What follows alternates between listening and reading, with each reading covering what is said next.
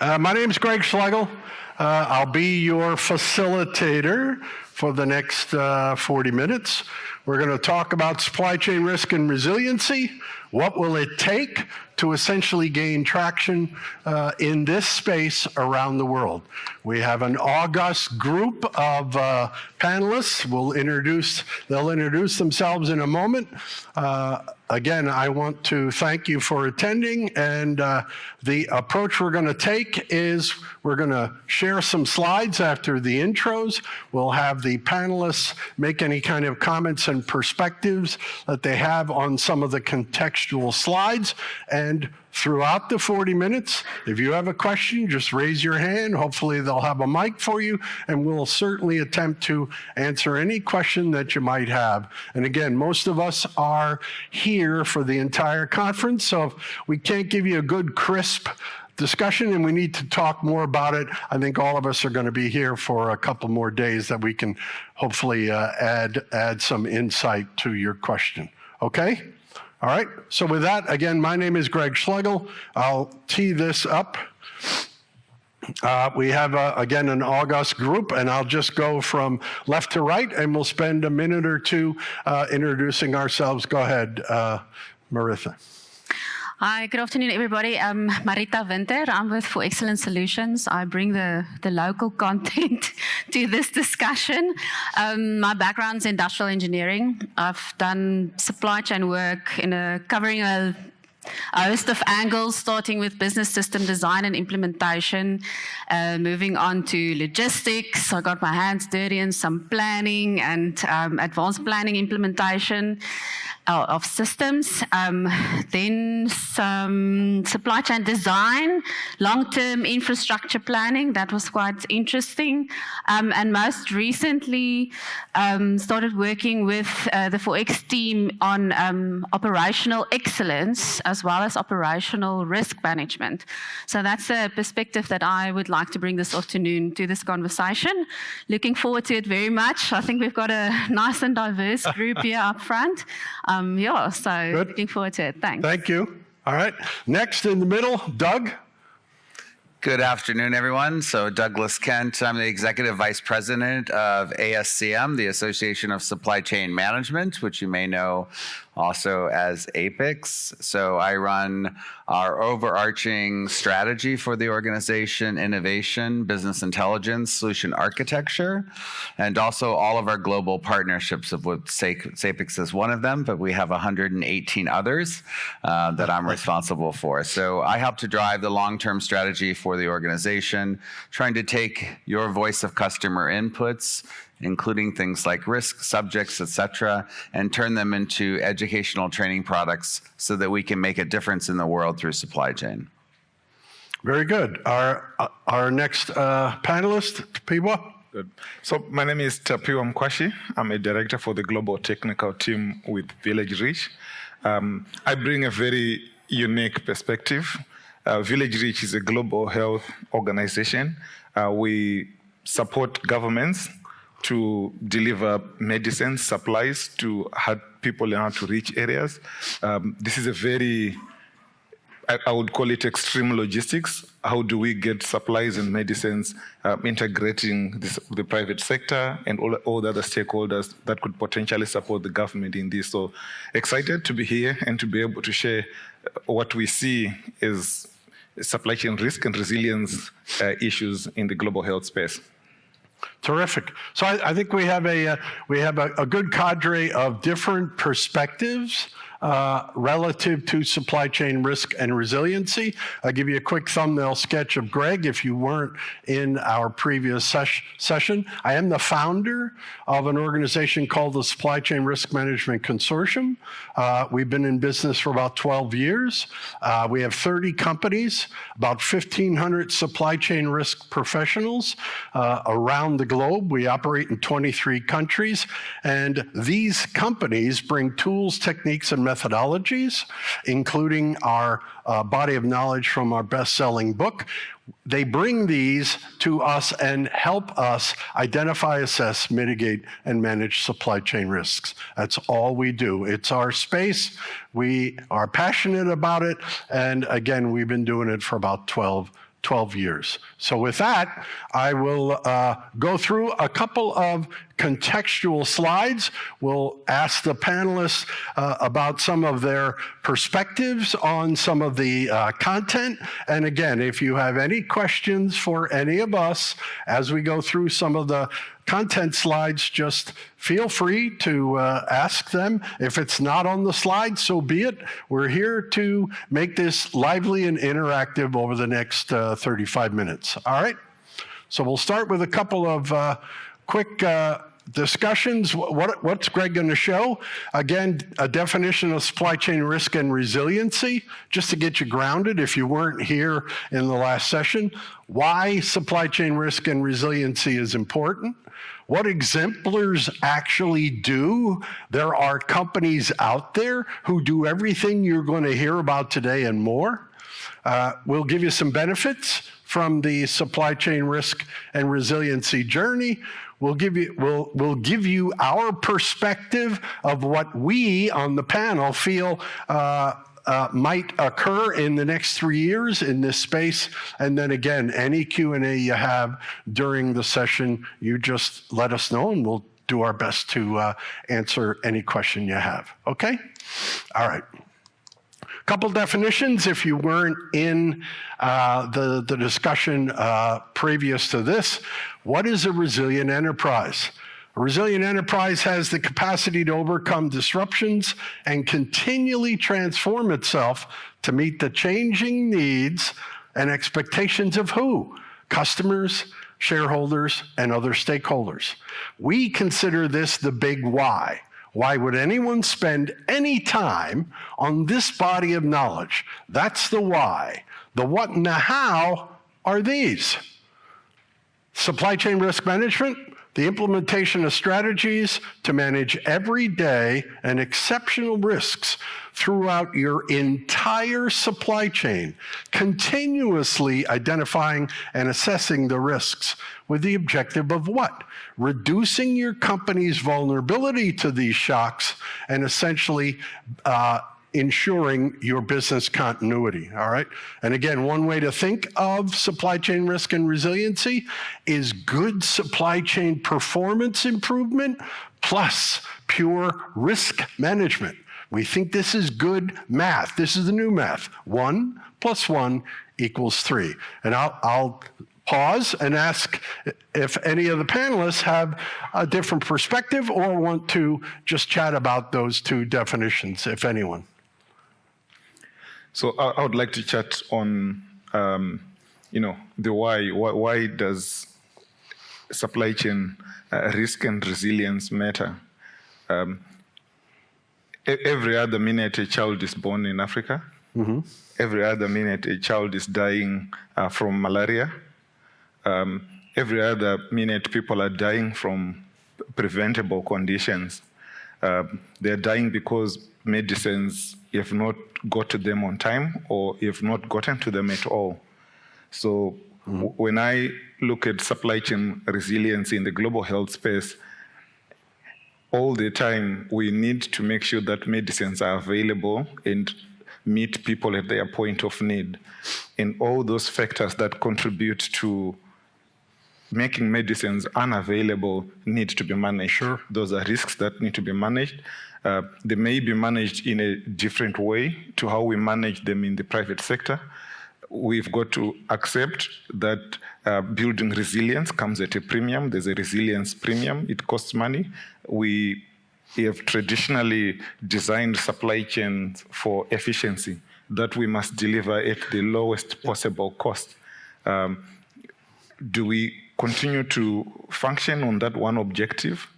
Do we need to have a multi-objective type of supply chain design that identifies more risks than that we have traditionally been focusing on? So resilience is important because it could mean the difference between life and death to people that need services. That's a terrific why. All right. Doug or Maritha, any follow-up? Well, I certainly absolutely agree. And I think we just have to examine the degree of complexity associated with being resilient.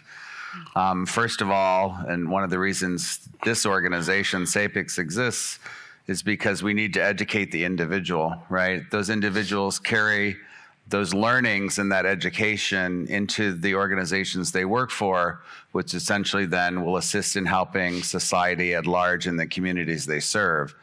That all sounds very easy, doesn't it? The reality of it is today we've been faced, particularly in the last 2 years, and not just pandemic alone, with a compounding degree of supply chain uncertainty and disruption, so much so that it's completely, undoubtedly unprecedented. So we all have to build focus on being able to understand internal and external market signals that allow us to be able to respond so that we can actually build sustainable resiliency inside of the organizations. And it first starts with you. Terrific. Yeah. Bertha, any other follow-up? or- Maybe just on that, who here is from KZN? Anybody from KZN? Yeah, I mean, you guys, oh my word, pandemic, riots, cyber attacks, flooding, all of those things, compounded is the word that you used here, Doug. I think we have the opportunity now with all these things that happened lately to use it as a platform and get our organizations to think about this risk, supply chain risk. Doug, you mentioned, Greg, in the previous presentation about CEOs' top worries. Supply chain featuring in there all of a sudden. Yep. The fact that you're saying an emerging discipline to me is quite interesting, but because I mean, business is risk. It's inherent in it. Mm-hmm. I think, but we're only now starting to shape the way that we, our view on risk management, and we need to look through those lenses at our supply chains to be better at risk management. Terrific. Very good. All right. No questions yet. I don't see any. Oh, there's one. Okay. Do we have a mic, guys? Thanks. Mine is just a comment, and probably you may want to add, some comment on it. I work with the UN. I work in a peacekeeping environment. And one of the things that we have to do is to address all the risks, irrespective of the cost, because many times an issue of life is involved, probably you're addressing a humanitarian catastrophe that has just happened. And if you focus so much on the cost of mitigating the risk, you run the risk of people dying, and you cannot explain that you left people to die because the mitigation was so expensive. So many times we have to address all the risks. It might be quite expensive, but the consequences of not addressing it are worse. I don't know to what extent you've dealt with such cases. Thank you. Good. No, it's always we call it push-pull, cost trade-off. All right. Many organizations take a look at risk-reward. You're in a situation a little different, and as an NGO and in your discipline, but there are tools and techniques to essentially codify the cost-benefit and the risk-reward. All right, and then it comes up to the risk appetite of your organization, whether you are ready, willing, and able to exercise the cost. And the cost in NGO and public health care is you want to minimize what we call AEs, adverse events. All right, that's the objective. So good point. Cost is always there in terms of how do we address it, and do we address it from a risk point of view? All right, good. I'll just add one. Go ahead. First of all, thanks for what your organization does. I think you deserve that. The second thing is to remember, and we're all faced with the same, whether working in a private enterprise where we're doing, as Greg said, the trade-offs between cost, customer service, and of course, other elements is no margin, no mission. Right? So it's really important, even though we're trying to build as resilient and as dependable of a responses that we can, we still have to manage it at the cost level because we have to afford what we want to do next. So, but thank you. Okay, good. One more, and then we want to keep going. Go ahead, Mike. Yeah, go ahead. Shoot. Yeah, I was just thinking, The cost side, there's two costs, really. There's the cost of actually preventing or mitigating it up front versus the cost of recovering from it afterwards. Sure. And that trade-off, I think, we often don't look at. No, agreed. We call it a balancing act. You're right. Because we advocate, all of us advocate preventive measures. You can plan, you can scenario plan and so forth, which we'll talk about in a bit. But there's another cost, you're right, about actually exercising and mitigating the cost to mitigate the risk. So agreed.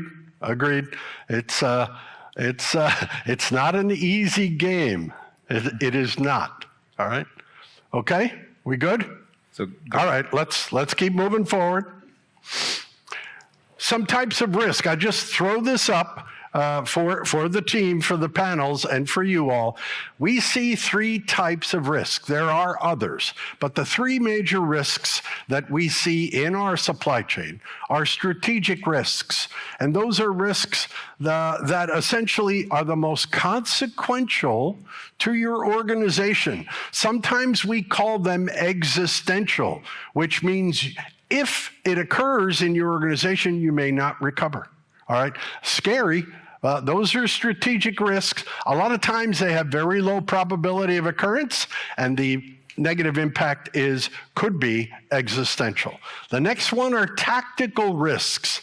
In supply chain, these tend to be risks with our customers and our suppliers, because remember, you don't control either one. They are outside of your supply chain, and we call those tactical risks that you have to wrestle with. And third is operational risks. Those are disproportionate number of risks. We see them all the time in engagements with manufacturers. They happen every day, every shift in your supply chain. The issue is we never tend to fix them because the impact is so small. So in our profession, we do what we call workarounds, all right? Not that you ever do that, but we do workarounds, okay? I mean, I'm being honest, and we just don't fix them, but they're disproportionate number. So there's three: strategic, tactical, and operational. Anyone have any comments on those three types of risks in our supply chain? Okay. You know, we can look at strategic risks from a number of perspectives. Sometimes from a time perspective, and others from a geographical perspective. In the global health sector, for instance, we have a supply risk, a huge supply risk. At the height of COVID, for instance, all the orders for vaccines, the orders for PPE from the continent were being cancelled on the last minute. And to just give you a perspective, if you were to order some gloves and masks now for a government, the lead time for delivery is between 6 to 9 months. Yeah. And if you're going to have an order that's cancelled after 4 months, Yeah.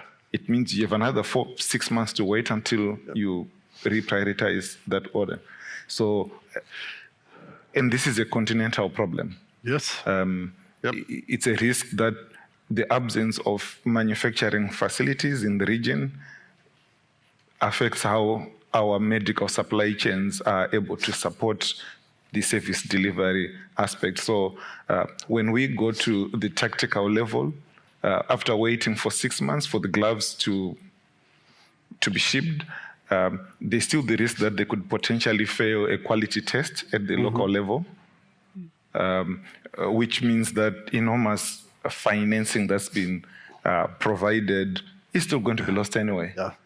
So we have layered risks that come from a strategic, geographic, global, and tactical risks in terms of operationalizing quality control and ensuring that we do not lose time, we do not have shortages in the services that hospitals, clinics, community health workers provide as a result of supply chain failures, whether it's quality or ordering. It's all supply chain. To people just, if you're not in public health care, he's just described one of many, many nuances. This is what compelled us to take our body of knowledge and apply it to public health care, because they have a very deep vertical supply chain landscape and a very wide, diverse approach to public, private, and NGO. So when you add it all together, it becomes we talked about VUCA, becomes a very complex supply chain relative and risk throughout the entire supply chain step by step. And so thank you for the follow-up. Anything else? Well, I think You all. totally agree. The different layers of these known risks. I think we can add a fourth one, which is the unknown risk, right? And the unknown risk is the one, to the earlier comment, which is the one that costs the most because you haven't even had the opportunity to do the mitigation. So I think this is clearly a focus of our discipline: is how do we get better understanding of the probability of what the risk might be and what the probability and impact factors of those are. And I do think, to the early gentleman's comment, this is why it's so important for risk not to be just a supply chain discipline, but a conversation that happens cross-functionally. Because go to your finance director and talk to them about cost savings versus cost avoidance, and then come back and tell us what that conversation was like. So getting the organization to stand behind making investments related to a mitigated risk only becomes possible if you have a true factual understanding of the probability and the impact factors of that. And it becomes very important for organizations to be successful is that we cross-functionally have this understanding. Holding that true only in supply chain will not get you anywhere. Amen. Amen. Yeah. All right, we good? Yep. All right, let's see what else we have. Why is supply chain risk and resilience important to us all? Let's take a look. We showed this is a McKinsey report. I won't dwell on it, but if you can get your hands on this report, we talked about it in a previous session. It's called McKinsey Report, Why Investing in Supply Chain Resiliency Pays Off. And essentially, the reason we advocate it is they went across almost every industry. So it touches all of us. And they've qualified them in terms of several algorithms about their impact and to exposure from low to high. And we thought that they came out with the end of the finding at the end of the report, and they said, the COVID-19 pandemic has once again driven the necessity of managing operational and supply chain risks. It's catapulted these issues to the top of the CEO's agenda. And what you have to understand is the unexpected just a couple of years ago now has to be considered probable. And we'll talk a little bit more about that in a moment. So we wanted to share that just to make sure if you can get your hands on that report, fine. If you can't, you can actually send me an email and we'll find it for you, because it's terrific reading across all those industry segments. All right. I want to share this one with you. This is the magnitude of a risk. All right.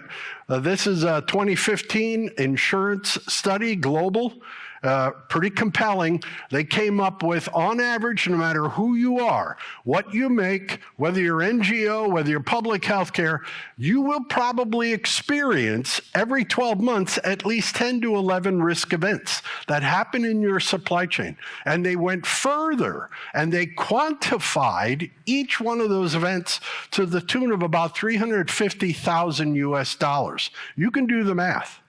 Over a 12-month period, no matter how small or big you are, what you do, what you make, what you move, essentially you're going to have to find that kind of money out of your pocket in your treasury to survive and thrive.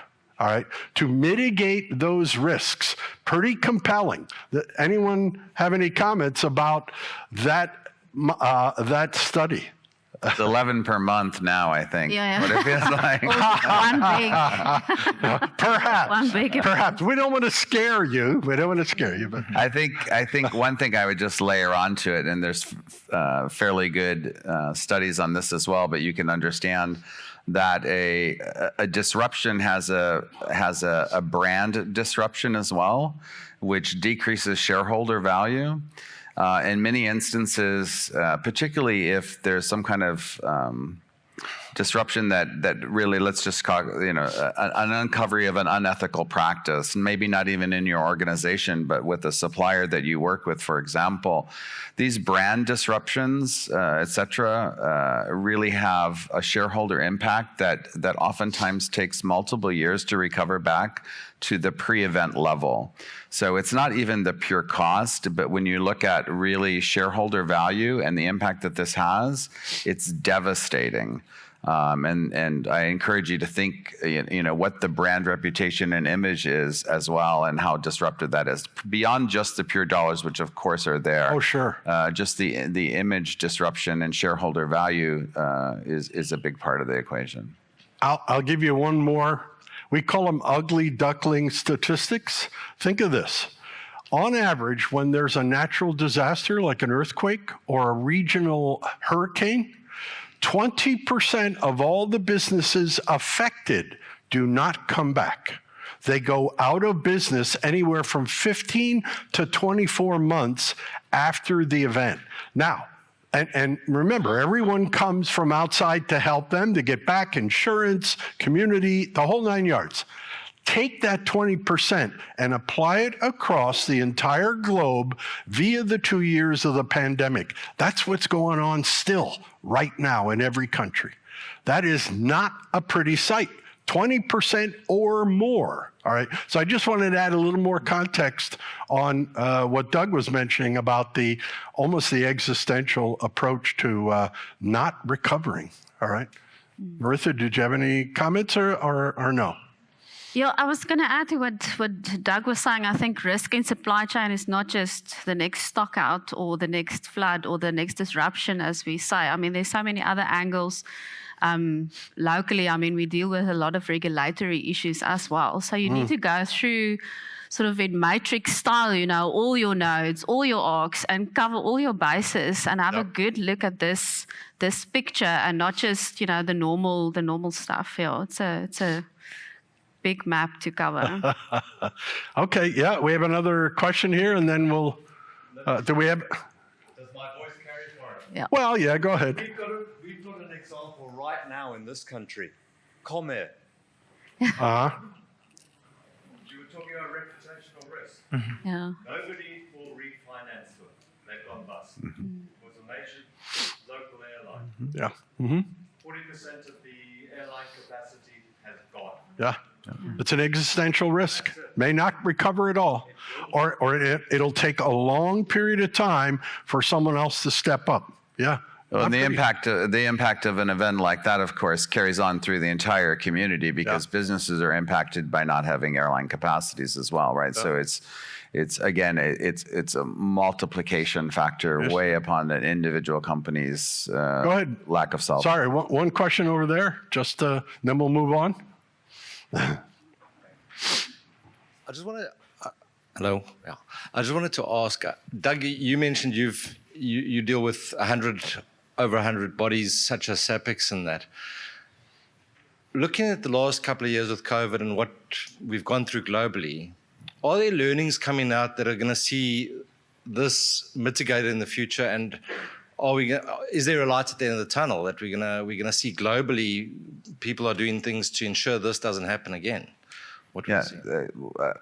Great question, and I hope the light at the end of the tunnel is not a train. That's what I'm hoping for. Yes, in fact, if any of you get the chance to visit the Africa Cafe, we're going to talk very specifically about a very large global study on resiliency and what were the bright spots of that. And more specifically, we have now nearly 100 SAPICS member companies who have also responded, and we're going to talk about the comparative between between the resiliency challenges here in Africa compared to the global world at large. And with that, we'll talk about the vulnerabilities and gaps in that, but we'll also talk about what companies are doing and what they've learned from these experiences, because there are some highlights, and most specifically, how they're investing in building critical capabilities to overcome the challenges for the future, which, you know, the new norm is we're going to be faced with compounded disruptions. As Greg said to me the other day, this you know, combined demand and supply shock combinations, these are not going away. So what we are seeing is build out of critical capabilities in response to this, and this afternoon we'll be talking about what those are. But there are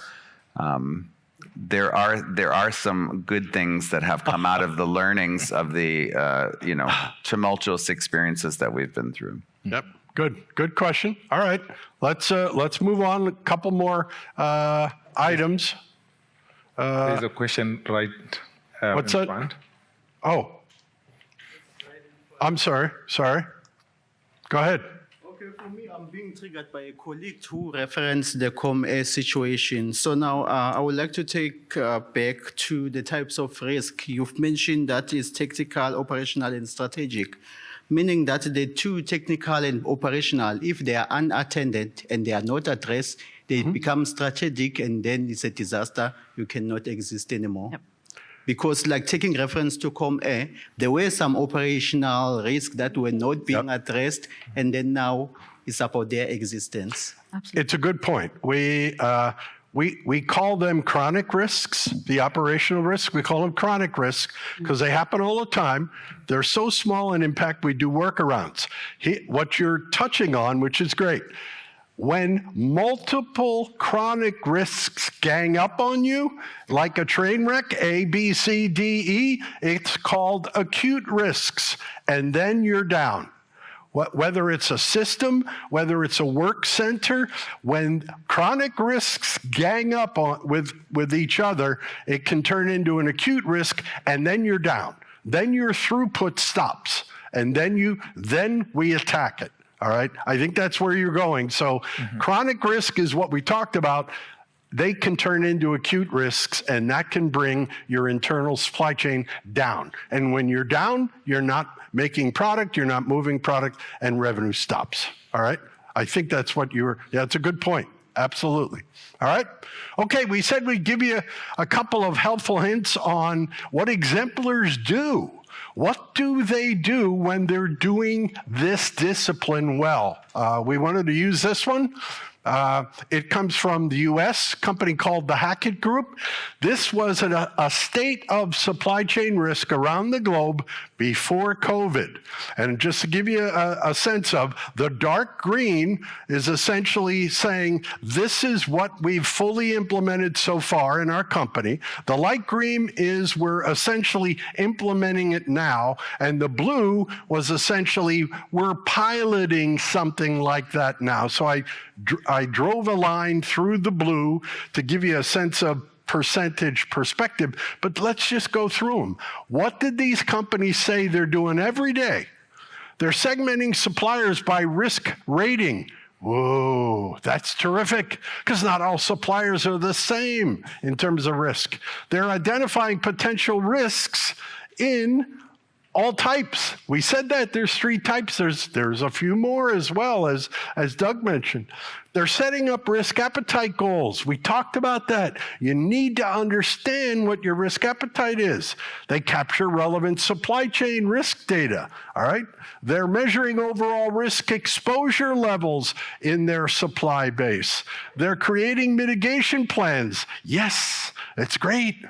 Love it. They're quantifying each identified risk. They're monitoring their supply base with dashboards. Maybe they're using Altman Z-score to predict financial health, and their continuous improvement. And it's not continuous improvement from a lean Six Sigma. It's they're continually improving their risk management processes. So that's what some of the exemplars are doing, and I wanted to make sure that we shared that with you. And anyone have any comments about what they've seen or any others at the moment. Seemed like enough then, didn't it? I think to go back to the earlier comment about what have we learned, I think what we're seeing right now is that this progression that I think this chart starts to describe, these are things that we're starting to do to make our resiliency capabilities more strategic, right? To get out of the continuation of the operational and tactical risks.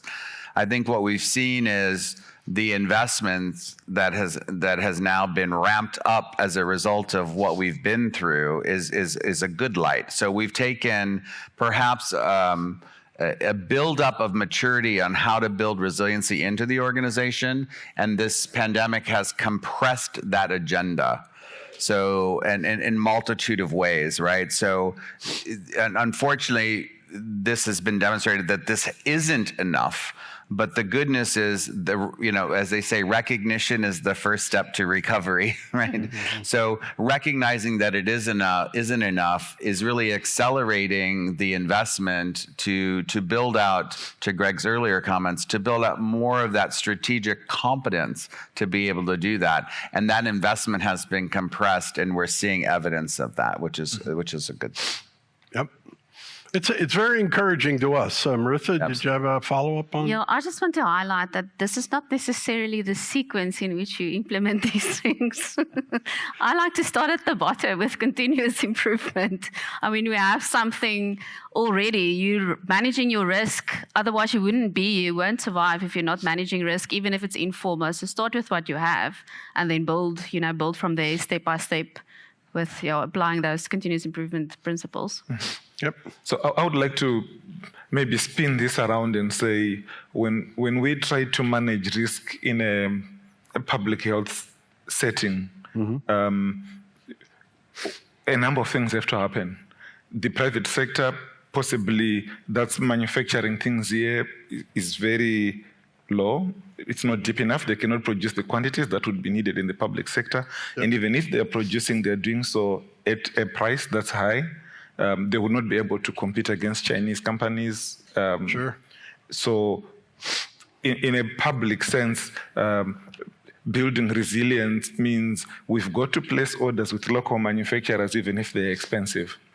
We've got to be able to deliver their ability to produce, import technologies, and this happens at a cost. Yeah. And so while we want to diversify, identify the most efficient, sometimes we've got to create the capabilities that we need that will strengthen us to be more responsive in the future. It's really like creating a resilience buffer. If you are going to place an order of 1 billion, just make sure that 400 million is going to be placed with local suppliers. Right. To create those capabilities that will allow them. And then, of course, the other money with the more efficient, more effective, but balancing out those two is useful to preparing a country and its private sector for that next big disaster and avoid heavy costs in the future. Yep. And again, this is not exhaustive, but we thought this was a pretty good set of talking points to give you a sense of what the Hackett Group saw in this global survey, and we would agree. I mean, there's many, many more, as Doug and the panel basically said, but we wanted to share this with you so that you had it. So with that, I think I was going to give you a story, but I'll just go into. We're running out of time. You'll have this. Trust me, there are benefits to this. Cost reduction, cost avoidance, Doug mentioned it, working capital improvement, cash conversion cycle improvement, and Altman Z and supplier management. Just one on the bottom. What we have found over 12 years is to change a key supplier for whatever reason will cost your company probably $1 to $2 million over the time. Just keep that in mind. That is a cost for whatever reason. We just wanted to share that with you. So again, our mantra is think big, start small, and act fast. All right. And I think what we're going to do is we're going to ask the panelists to essentially give you a sense of what they expect over the next 3 years. So I think I'll start with Maritha. Go ahead, take a shot. Thanks, Greg. Yeah, I think not so much as what I see happening in the next 3 years, but I think to the topic of how do we gain traction, maybe not globally. You said think big, start small. So starting locally in your own business, I think I've alluded to it a couple of times. I mean, it's inevitable. You have to get that focus on the risk management. What never let a good crisis go to waste, they say. But and then, Greg, you mentioned where risk management intercepts supply chain management. So how do we actually integrate that into our supply chain management practices? And I think what we need to do to start with is to get our management on board. And there's 5 bullets there, give them a structured approach of how to actually go and implement these things. We all have a risk register, right? When last have you looked at it? Okay, so now what? Now what do we do when we know what the risks are? To facilitate that decision making, you have to go and quantify. Greg, you've got a list of steps to do, but within that framework, set that direction. Why do we want to do it? Johan Stein said this morning, why do you want to do AI? So what is the direction that management want to set for risk management? You said it's a fluffy science, actually, the propensity and the appetite and those kind of things. But have those discussions, set the direction, and then we go into people, what does the organization look like to support this? What are the tools that we need to do that? What are the processes? And that goes back to your types of risk, right? So the strategic, the tactical, operational, that's where you integrate into your supply chain. So strategy, the design sits at the strategic level, right?